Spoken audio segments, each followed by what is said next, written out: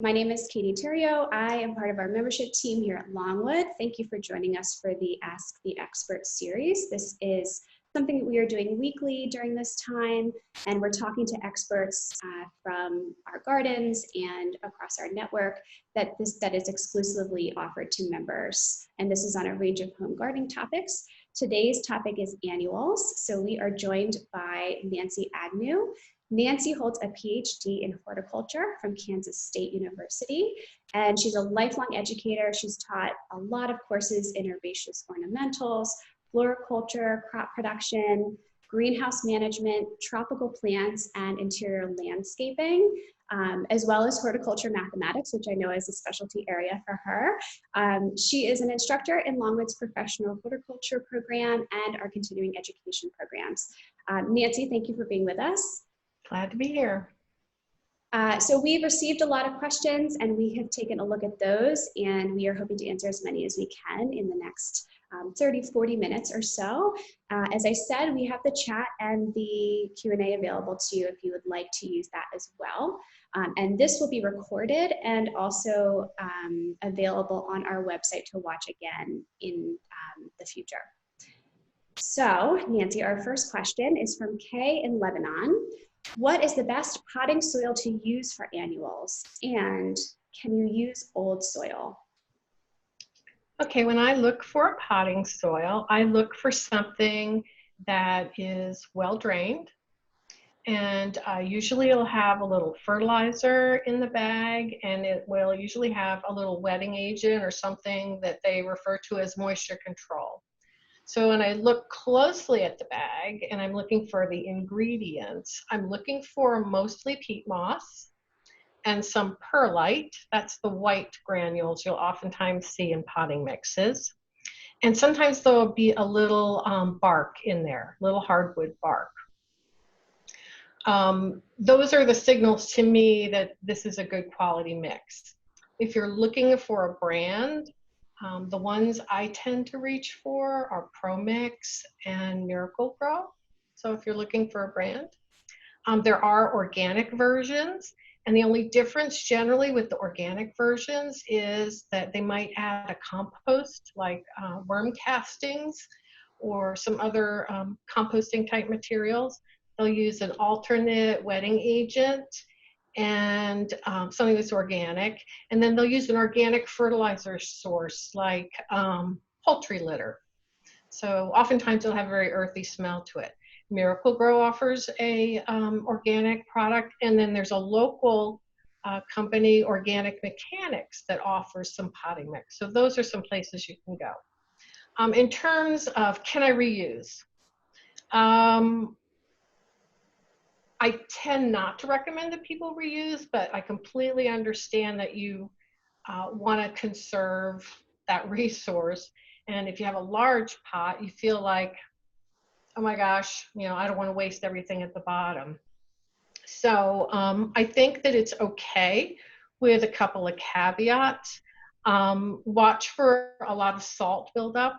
If you see a lot of crusty salt around the perimeter of your pot, sometimes it indicates it might be a little bit salty, so watch for that. If there's any kind of foul smell, dump it. If you lost the plants that were in it before, they died of some disease, so if they failed, you could expect some disease carryover, dump it, or if it's heavily compacted. Now, if you do want to reuse all or part of it, I like to kind of go halfway. I like to mix 50% new with 50% old, and that allows you to conserve and still, you know, have some success in growing your next set of plants. That's great. This is also from Kay in Lebanon. As a follow-up, can you grow annuals from seeds? Yeah, a lot of the annuals that you buy from the greenhouse are grown from seed. Some of them are grown from vegetative plant parts like cuttings, but a lot of them are grown from seed. If I were beginning to grow some of my flowers from seed, I start with the easy ones to grow. And that would include zinnia, marigold, sunflower, and maybe some cosmos. These are kind of larger seeded plants, so it makes them easy to sow and grow. One of the things that I always tell people is make sure you leave enough time to grow your annuals. The shorter cropping groups take about 6 to 8 weeks from seed to transplant, but some of the longer cropping ones can take even longer. They can take between 15 and 20 weeks. So if you pick the easy ones like zinnia, marigold, sunflower, cosmos, you're talking about a 6 to 8 week investment before the frost-free date. And what I do is I get some small pots or containers. I fill them up with that great quality potting soil. And then I sow the seeds in such a way that they're only planted as deep as about the thickness of the seed. So I usually poke a little hole and insert the seed and push it down a little bit and then just close it up, pinch it up with my fingers and water it in. So once you've got the seeds planted in these small containers, you want to put them in an environment that promotes germination. So generally that means temperatures of 68 to 72. And then we want to do something to help conserve moisture. So I always just take a Ziploc bag, pop it over the container. I don't seal it tight, I just apply it loosely. And then I watch for emergence of my seedling. As soon as I see green, I take off my Ziploc bag and then I start exposing the plant to more and more light. And the brighter the better if you're growing these indoors. And then always wait to transplant outdoors until after the risk of frost is gone. And then it's really great if you can prepare your plants for planting by exposing them gradually to the outdoors. We call it hardening off. And that means exposing them to cooler temperatures and sort of the little windier environment that's outdoors compared to our windowsill. So anyway, most people can have good success. And some of these, you can certainly start now and enjoy them this summer. It's not too late to do it, especially for these shorter cropping plants. It's also a great project for kids. Yeah, I was going to say that it actually sounds, I don't want to say easy, but it sounds very doable. It is. Great. Okay, so then we have, next is Lynn in Westchester. What type of fertilizer is best and how often should you fertilize? Okay, so good plant fertility and great plant growth begins with great soil. So when I talk about soil fertility, I like to make sure that if you're gardening outdoors, that the gardener ensures that they have great soil till. So that means it's got a moderate quantity of organic matter. It means that it drains freely when you water it. And, it's not rock hard. It's not very clayey, not very sandy on the opposite end of things. So start with good plant till. If you're using plants in containers, again, go back to those potting soil basics and get a great quality potting soil. So start with great soil. The great thing in the garden about incorporating organic matter into our flower beds is that as time passes, as this organic matter breaks down, it slowly releases nitrogen, and that becomes a fertilizer source in itself. Now, if soil conditions are poor, what happens is your roots are not performing up to par. And if there's not a lot of roots or the roots that exist are not performing well, it doesn't matter how much fertilizer you apply, plant is not going to do well. So I always start a discussion about fertilizers with a discussion about soil or potting soil. So we have 3 choices for fertilizers.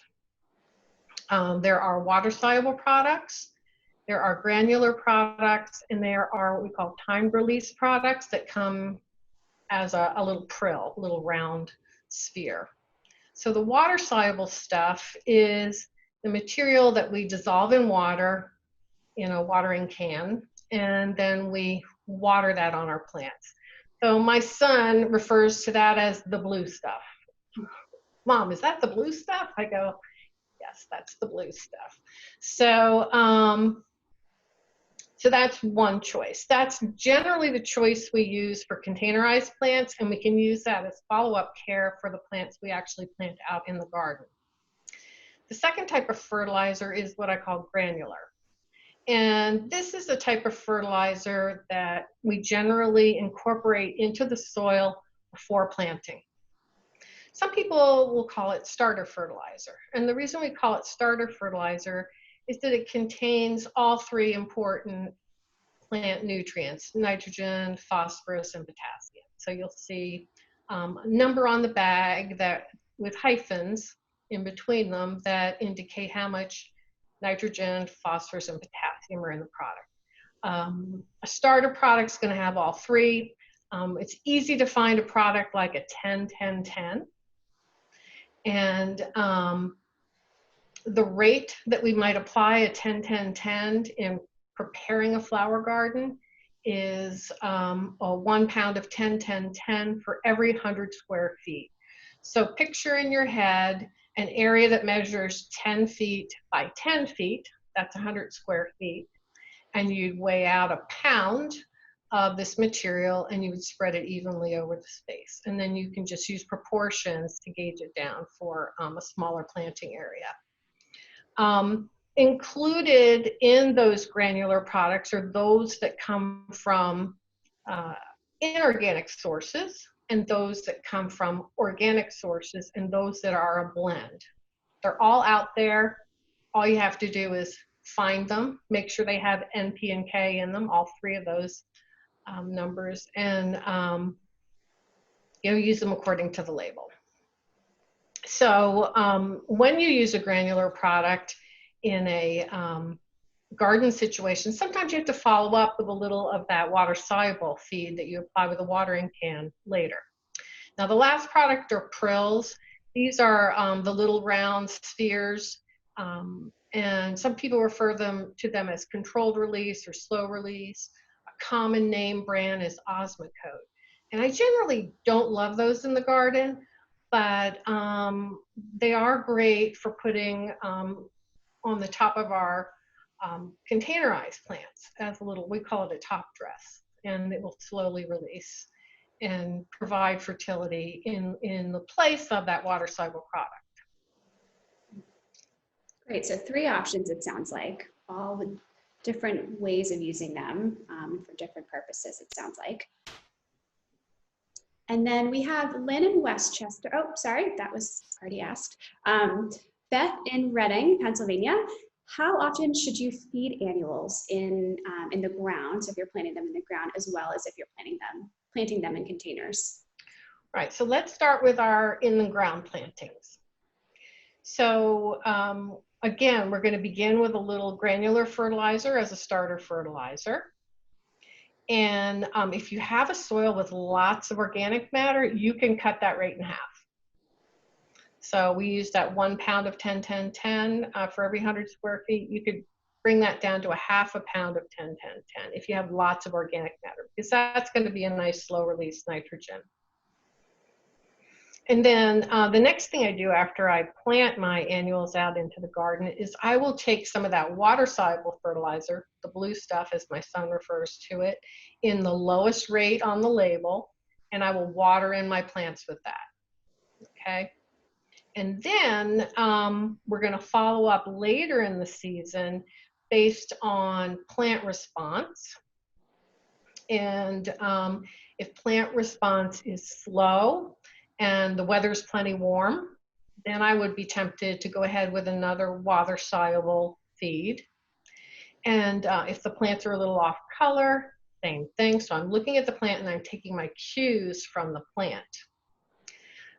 Last year, I can remember distinctly that I planted some annuals out and it felt like they just sat there all spring and didn't put on any growth. And what I did was I thought something's got to be wrong. And I realized that we had abundant rainfall and the plants just had run out of nitrogen. So all I did was I went ahead and applied some of the water-soluble stuff, and they started right up. So I use that. Now, for kind of normal conditions, I would expect to follow up with the liquid feed in the garden about once a month.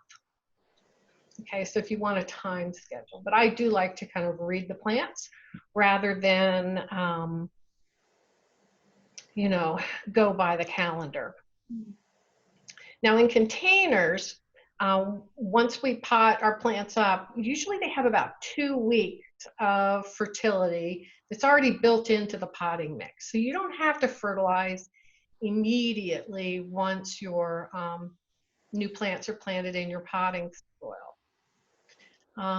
Now, if you once you begin plant growth, you're going to have to follow up with fertility very consistently with our containerized plants.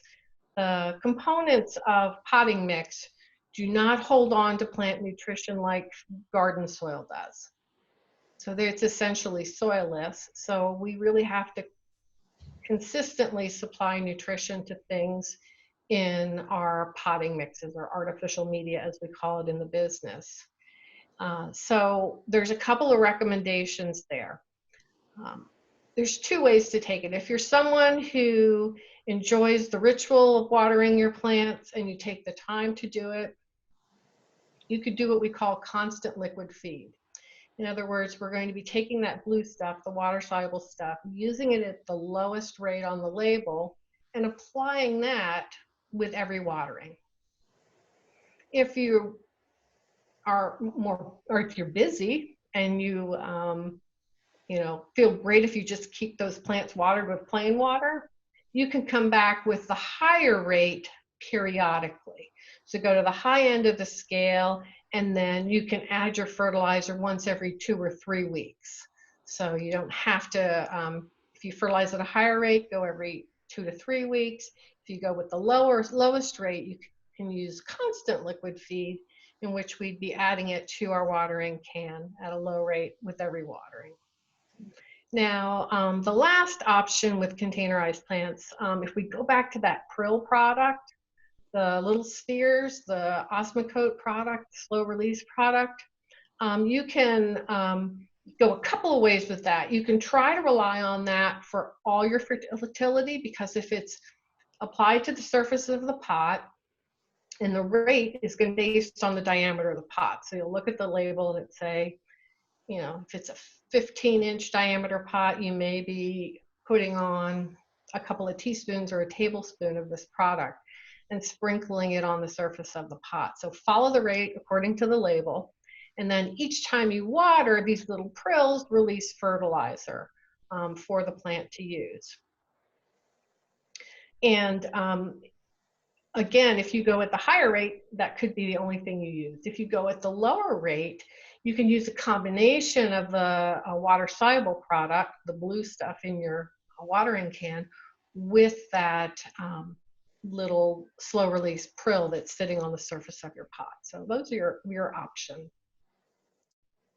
Great. So now the next question that we have is from Holly in Wilmington, Delaware. What advice do you have on watering both in-ground plants and potted plants?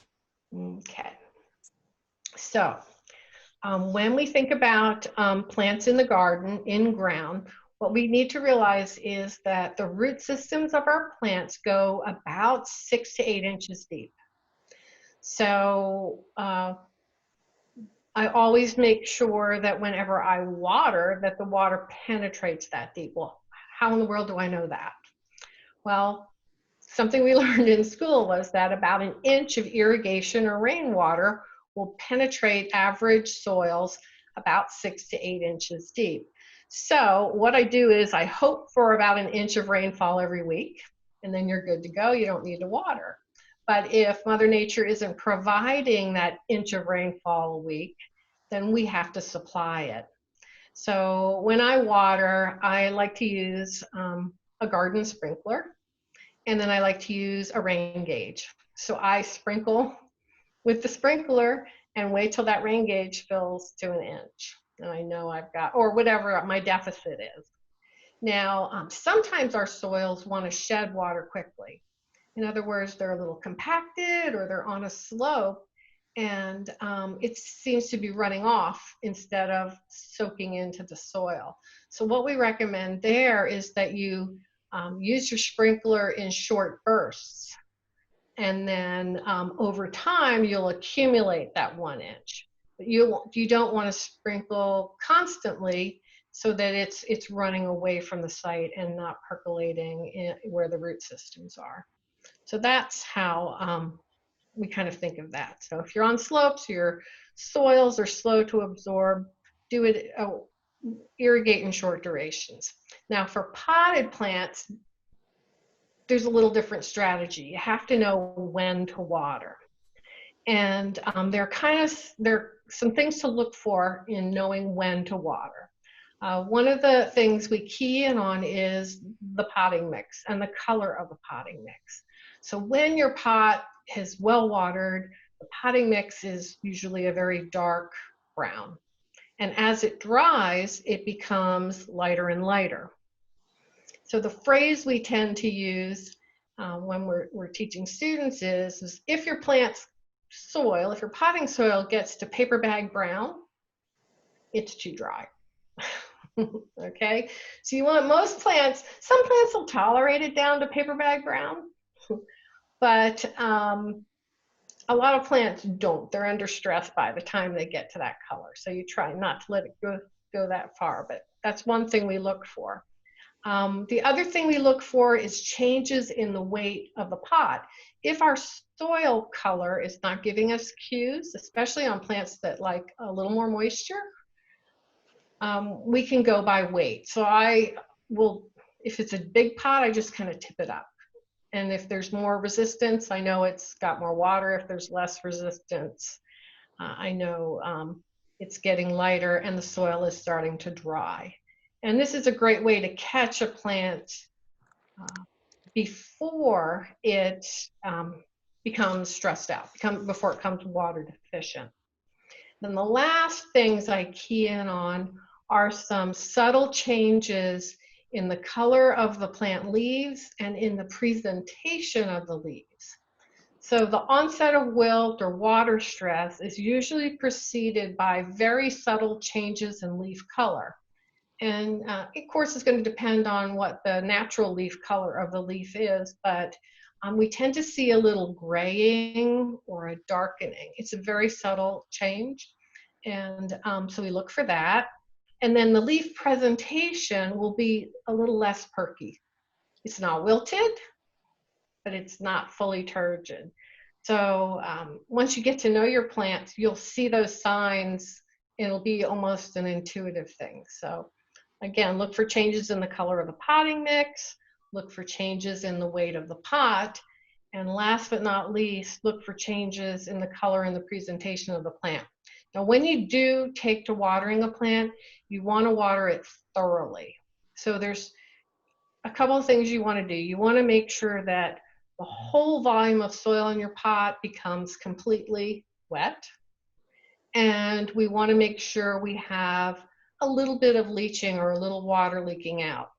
And the drier the plant is, the harder it is to completely re-wet the volume of soil. The danger of not completely re-wetting the whole volume of soil is that the roots won't penetrate into the dry stuff. And then you get salts accumulating there, and that will damage the root systems and cause them to die back a bit. So be sure and water the whole volume of the plant. So to ensure you do that, I always check the weight, I look at the color, and I look for water running out of the bottom of the pot. That's how I manage plant moisture. Great. And just as a follow-up question to that too, how do you know if the plants are overwatered? Well, they're never really overwatered at any one given watering. That's not possible. It has to do with the frequency of the watering. So if you're watering frequently with a short amount of time between them, then you tend to get into that condition. every plant, when it's completely watered, will have all of the pore spaces, the little empty spaces between the soil particles filled with water. And immediately after watering, water drains away, and some of those pores are still left filled with water, and other pores are empty now. So those empty pores bring in air. And as much as a plant root needs water, it also needs oxygen to do its job. Oxygen feeds a process called respiration, and that allows the plant to do its work. And part of its work is absorbing water and nutrition. So if you've watered too much, usually you'll pull the plant out of the pot and you'll see a root system that's brown. Sometimes the roots are mushy. Some of the early signs of overwatering might be the plant will show some nutritional deficiencies. Even though there's plenty of nutrition, the plant is unable to absorb that nutrition because the roots aren't getting enough oxygen to function. So it's sort of a tricky thing. Once you kind of understand those basic principles that you want to kind of balance air and water in your potting mix, just consider that. That'll allow you to kind of manage water properly. Again, it's more about watering thoroughly when you do water. You can't water too much at one watering, but it's coming back and watering frequently, too frequently. So again, waiting for those signs, changes in color and weight are some of the best ways to ensure that you have that proper dry down. So turning our attention then to pruning, Albert in Pine Hill, New Jersey asks, for annuals, what needs to be pruned and how would you go about pruning them? Okay, so just as a short list of some of the annuals that might benefit from pruning or pinching, things like coleus, salvia, some of our scented geraniums that get really large, some trailing things like lantana, those might need to be pinched. You should know that many of our newer varieties of plants are free branching and they don't need a lot of attention. That's one of the characteristics we look for in a great plant to grow, is that it's if you want it to branch, it's free branching. And the beauty about flowering annuals is every branch usually terminates in a flower. So more branches mean more flowers. So how do you pinch if you want to pinch? You start at the top of the plant and you move down to, or at the end of a vining stem, and you move down to a spot that's just above a node. So what's a node? A node is the place on the stem in which the leaves attach. Okay, so once we find that spot where we'd like to make that pinch or cut, we're going to use either our fingernails if it's a soft plant, a pruner or garden shears. I have a propagation knife. It's kind of like a modified pocket knife. I'll use that to make this cut above a node. So when you make the cut above the node, you do want to leave enough space above that node so that you don't damage some buds that are hidden at what we call the leaf axil. So you have the stem and you have a leaf axil that comes off the stem. So right in that spot is a little bud. So you don't want to cut so close that you damage the bud, but you don't want to cut so far away that you have this sort of ugly piece of stem that's sitting there. So make the cut there, and you know what you'll get as a response is all those buds in the axils of the leaves will break, as we call that, and produce additional stem. Now, akin to pinching is when we start removing faded flowers. We call that deadheading. So that means removing aging flowers. So deadheading will improve future flower counts and sometimes will act as a stimulator to more branching. So the act of deadheading is sort of a pinching practice as well. That's really interesting. I'm imagining this all in my mind and trying to think about where you would cut and how how you'd go about it. So that is very that's very informative. Rita in Glen Mills wants to know, I'm looking for colorful annuals that can be grown in planters for a mostly shady area. What do you suggest? Okay, so we'll start with some things with flowers that are obviously colorful, and then we'll do some foliage plants. But one of my favorites this year are various Begonia boliviensis. So you kind of have to look for that out there, Begonia boliviensis. But there's some varieties or series that you can look for. There's a group called the Bossa Novas, and there's different colors among the Bossa Novas. You can look for those. There's a variety called Bonfire, and I think the original was kind of an orangey red, and now they have multiple colors. There's the Mistral series, and then there's the Million Kisses series. So these are great begonias. Some of them are more pendulous and are great in hanging baskets, and some of them are sort of semi-erect. And so there's beautiful colors from whites and soft pinks and some yellows into golds and oranges into the darker oranges and reds. So they're a great group of plants. Other begonias, of course, include sort of our standard garden variety, fibrous rooted begonias. And then there's some new hybrids that have sort of winged shaped leaves. So there's one that's real popular right now called Canary Wings. So Canary Wings has this sort of yellow to chartreuse leaf and these bright kind of orangey red flowers. It's super popular in the landscape, really brightens up, you know, darker areas. And then there's a whole series called Dragon Wings that are also great among those. The other thing that's the plant that's useful is Torrenia or wishbone flower, and there's a whole bunch of series of those. There's a Summer Wave series, which are relatively new, and there's the Kauai and the Duchess series that are great. There are a number of fuchsias that you can use. So we have both the pendulous fuchsias and the upright fuchsias that are wonderful. New Guinea impatiens. The New Guinea impatiens have wonderful bright flower colors, large flowers, and sometimes we have variegated foliage with those as well. And then we have the standard impatiens. Now, the standard impatiens sort of fell out of favor for a while because they were subject to a downy mildew disease.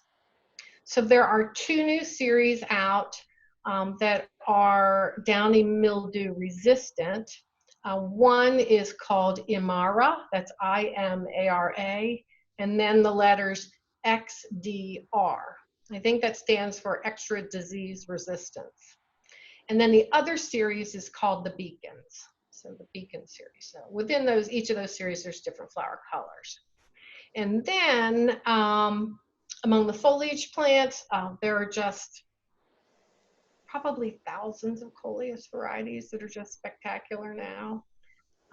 Different sizes, different leaf shapes. There's some great Rex begonias out there that can be used in containers. We used to think of them as just a house plant. There's a new series, well, relatively new series called the Jurassics. This is sort of a larger leaf Rex begonia. And then there's a brand new group that just came out called Jurassic Junior. So the little smaller leaf of the group. There's a begonia called Griffin, and it has a big kind of palmate-shaped leaf. It's kind of very striking and large and spectacular. We have good old caladiums, which are a tropical plant. They're perennial, but we use them as annuals. Some of the papyrus are wonderful, unique shape. And then there's some sedges that are, some of them are hardy, some of them are tender. But the sedges come in greens and yellow greens, and there's even some browns. So you can do all kinds of great color combinations with those. So that's just a few. Yeah, I was just going to say too, I know we don't have these written down, but like I said, this is recorded. So if you need to go back and watch it again or capture down some of these names phonetically or however you would like to, and then it's probably a quick Google search, hopefully, to find some of these different varieties. Mm-hmm. You should be able to find them pretty quickly. Great, yeah. They're heavily promoted by the genetic companies that produce them. So good. Yeah, we want to make them accessible if we can, to the best of our ability. So great. The next question is from Peggy in Chester Springs, Pennsylvania. If you had to choose one annual that is native and would also be of value to bees, birds, and butterflies, what would it be? the one I could think of right away was salvia. Okay, so there's lots of salvias out there. The native ones include Greggii. Believe it or not, the blue salvia, Farinaceae, is native. And then there's a coccinia that's like a red sage. So a lot of these, I think the red sage might actually be a Texas native, but we can use it up here as a tender perennial, which we classify in the annual. So I say the salvias probably are the most bang for your buck among the annuals. When you have Jeff next week, you can talk about all the perennials that have benefits for pollinators and wildlife. Yes, good plug for next week's session.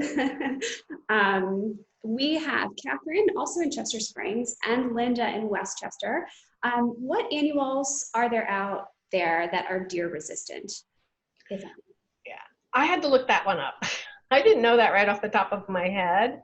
So, for shady conditions, the wishbone flower, or Torrenia, is supposed to be resistant. Begonias, believe it or not, the ordinary begonias and those canary wings and dragon wings are not that tasty to deer. Persian shield is something that is, that's a colorful foliage. It has purple leaves that are a little bit shiny. That's not tasty. And apparently caladium aren't tasty. So I don't have experience with this. I have had deer come through my garden and they ate my Asiatic lilies and my hostas last year, but I haven't had them get into my my annuals. Now for sun, they don't like cleome, which is spider flower. They don't like salvias, particularly the ones with fuzzy leaves. They don't like azuratum. They don't like lantana. Lantana has a hairy leaf and it's kind of stiff, so they don't like that. And angelonia, which is like a summer snapdragon. It's not a snapdragon, but it's one of those vertical plants. So angelonia apparently is not tasty as well. Yeah, that is a big problem around here for sure. It's trying to keep the deer out of your garden. So we have Patty in Hucoxton, Delaware. How do you keep the slugs out of your garden? So this is more of a general question, but a good one. Yes, Patty and Hockessin, we have, slugs are very difficult to control. So the first thing you need to do is remove their habitat and their hiding places. So that's moist areas, lots of organic garden debris, crowded plants, heavy mulch. So you need to improve air circulation and improve drying around your plants. Don't water your plants late in the day. So all those things create moist hiding places. So try to remove their habitat if possible. And then there's a couple of barrier type strategies you can use. There's a product called diatomaceous earth. And it is a silica-based material that you can sprinkle around your plants to create a barrier. And it is a little bit of a dusty material, so please use a dust mask when you apply it. You don't want to inhale it. And sprinkle it around. It's a silica-based rock, and when the slugs move across it, it irritates and tears their skin, and they dehydrate and die. The other barrier system is using copper strips. I think that would take a dedicated gardener to put copper strips around their beds, but maybe if you're a hosta collector, you would do that. The trouble with the barriers is, well, with the diatomaceous earth, you have to reapply it after it rains. And then if there's any break in the barrier, those sneaky slugs will just pass through and get to your plants. And then you can use traps. One of the most common traps is using a shallow dish of beer. They apparently are attracted to the yeasty smell of beer. They go in and they will basically drown in your beer, and you have to, of course, clean things up and redo that trap. And then the last strategy is reduce the population.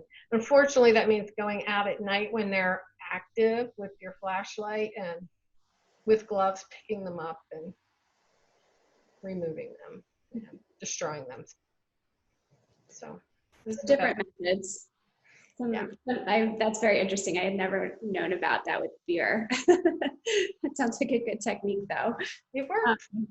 Okay, so we are going to answer, let's see, 2 more submitted questions, and then it looks like we have perhaps 2 questions that have come in during the session that we'll try to get to. So quickly, Gail and Malvern would like to know, can annuals be overwintered indoors? And what conditions do they need to be successful? Okay, well, easy to root things like impatiens, coleus, begonia, and some geraniums. You would just take stem tip cuttings, root them in some potting soil, and then keep them on a bright windowsill. So you're just getting a little piece of each plant. And then something that Grandma used to do with her geraniums is before the frost, you can go out and dig up your geraniums, shake the soil off them, put them in a paper bag, and store them in a cool area. By cool, I mean 45 to 50 degrees. So that would be the root cellar, but not everyone has a root cellar, but a cool place.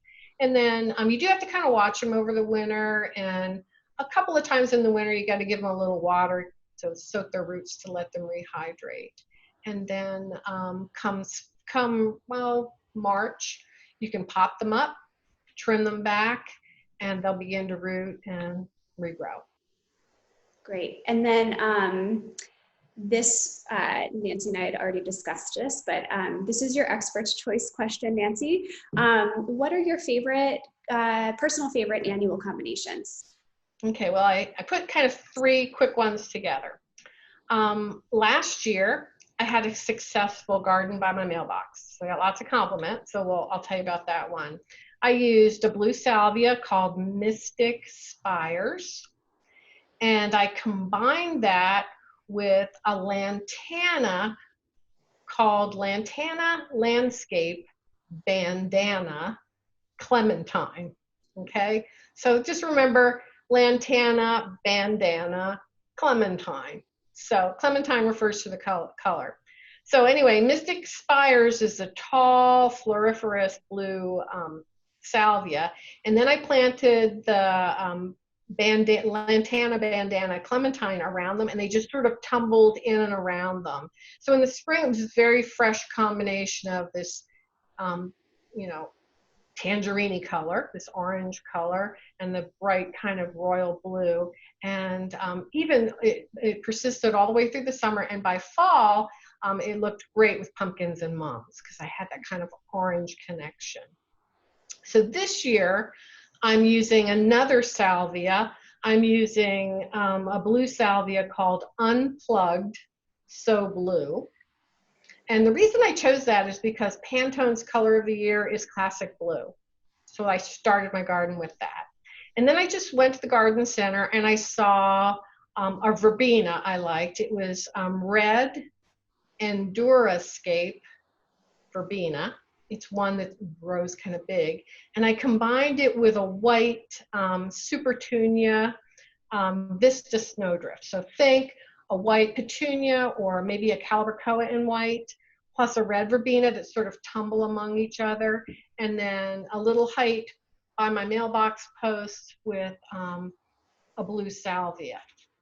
Now, if you want to go off that red, white, and blue theme, one of my favorite color combinations for summer is salmon blue and white. So you can take the red verbena out and insert, my favorite geranium is Geranium Caliente Coral Salmon, and pop that in as a replacement. It just says summer to have salmon, blue, and white. So I like that. So my last combo is in my backyard. I needed something bright and cheerful to look at from my kitchen and from my sunroom. So I chose Rudbeckia Prairie Sun. It grows to about 30 inches tall. It has these 4 or 5 inch sunshine yellow daisies with a green eye or a green center. And I combined that with my new favorite salvia, Salvia Purple and Bloom. Salvia Purple and Bloom grows 3 to 4 feet tall, and it is a hummingbird magnet. And we had it last year with some Vinca tattoo, and we just had to have it again this year because it was entertaining to see all the pollinators and the birds. And this Salvia Purple in Bloom lasted all season long. It just flowered all the way until frost. So so those were my recent successes. That's great. And it does, those are the colors of summer. I feel like salmon is, to me, that is a very quintessentially summer color. So yeah, that sounds beautiful. So we had 2 questions that came in through the Q&A. So the first one is from Melissa, and this is diatomaceous earth safe for all plants? Yes, it should be. It's just a silica rock, and it's actually derived from diatoms, which are little algae, and it's mined from waterways. But you're not actually applying it to the plant, you're applying it around the plant, and there's no plant activity at all. It's just an irritant for the slugs. And then our last question will be from Matt. And this refers to the blue liquid you were talking about. Is the blue liquid fertilizer blue due to its mineral components or due to artificial coloring for marketing purposes? The blue stuff is blue because of a vegetable-based dye. And that blue dye is in the commercial formulations that we use in the greenhouse. And it allows us to be able to tell that fertilizer's in that water. So that's the purpose of it being there. And for me, I know what color it's supposed to be in terms of darkness of the blue. So like if my husband mixes it up for me, I go, that's looking a little light or a little dark. I ask him to restate how much he put into the water. So anyway, it's just an indicator dye to know you've got fertilizer in your water. Great. Any parting thoughts or words of wisdom for planting annuals? I would just encourage our members to thoroughly enjoy them. There are so many choices out there. Go out to your favorite greenhouse or garden center. Really, any combination is beautiful. Just the most surprisingly beautiful combinations come from impulse purchases. My only advice was make sure you know your environment. Is it going to be shady? Is it going to be sunny or somewhere in between? And make sure you match the plant to the environment. All that information is on the plant label. In fact, I have a couple sitting here on my desk. Plant label, all kinds of great information about the plant in the front and on the back. So just take an extra look there and you'll know that you're putting the right plant in the right place. Wonderful. Well, thank you for joining us, Nancy. As I said, these are recorded, so they will be available to you through our Longwood at Home email that will be going out this week, as it has been every week during this time. Next week on our Ask the Expert series, we will be talking to Jeff Jabko, who joined us a couple weeks ago. He is back to talk about perennials. So you can register for that session in this upcoming week's email, and you can submit your questions through the registration process as well. So thank you again to our members who are joining us both live right now and in our recorded session, and we can't wait to welcome you back to the gardens very soon.